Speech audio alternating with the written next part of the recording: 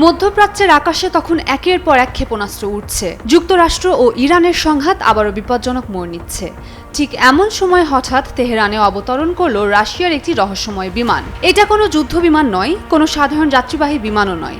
বছরের পর বছর ধরে এটিকে আন্তর্জাতিক গণমাধ্যম ডাকছে ডুমসডে প্লেন বা কিয়ামতের বিমান নামে। প্রশ্নটা এখানেই, এমন উত্তপ্ত পরিস্থিতিতে এই বিশেষ বিমান তেহরানে কেন? শুধু কূটনৈতিক সফর, নাকি এর পেছনে লুকিয়ে আছে আরো বড় কোনো বার্তা? আর এই ঘটনায় কি ইঙ্গিত দিচ্ছে যুক্তরাষ্ট্রের হুমকির মুখে ইরানের পাশে আরো শক্তভাবে দাঁড়াচ্ছে রাশিয়া?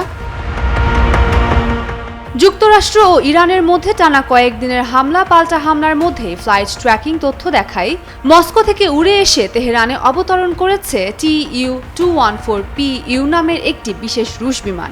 সব মশার বিরুদ্ধে সুরক্ষা দিতে এলো বসুন্ধরা এক্সট্রিম অ্যারোসল, মশার বিরুদ্ধে এক্সট্রিম সুরক্ষা। এই বিমানটি রাশিয়ার প্রেসিডেন্ট প্রশাসনের বিশেষ ফ্লাইট স্কোয়াড্রনের অংশ। এটিকে অনেকেই ফ্লাইং ক্রেমলিন বলেও চেনেন। রাশিয়া এখনো আনুষ্ঠানিকভাবে এই সফরের উদ্দেশ্য জানায়নি, তবে অতীতের রেকর্ড বলছে এই বিমানটি সাধারণত তখনই দেখা যায় যখন রাশিয়ার শীর্ষ পর্যায়ের কোনো প্রতিনিধি গুরুত্বপূর্ণ বিদেশ সফরে যান বা বড় ধরনের নিরাপত্তা সমন্বয়ের প্রয়োজন হয়। এর আগেও ফেব্রুয়ারিতে যুক্তরাষ্ট্র ইসরায়েলের হামলার ঠিক আগে এই একই বিমান তেহরানে এসেছিল। পরে সেখানে রাশিয়ার জ্বালানি মন্ত্রী এবং এরপর পররাষ্ট্রমন্ত্রী সার্গেই লাভরভ সফর করেছিলেন। এবারও ইরানের পররাষ্ট্র মন্ত্রণালয় নিশ্চিত করেছে লাভরভের তেহরান সফর নির্ধারিত রয়েছে।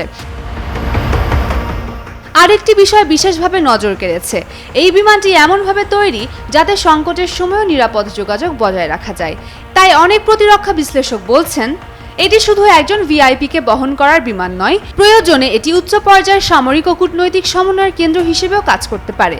তবে এখন পর্যন্ত এমন কোনো প্রমাণ প্রকাশিত হয়নি যা দেখায় যে বিমানটি সরাসরি সামরিক অভিযান পরিচালনা করছে বা ইরানের যুদ্ধ পরিচালনায় অংশ নিচ্ছে। ওমের রুম্মান ক্রান্তি, ডেইলি সান।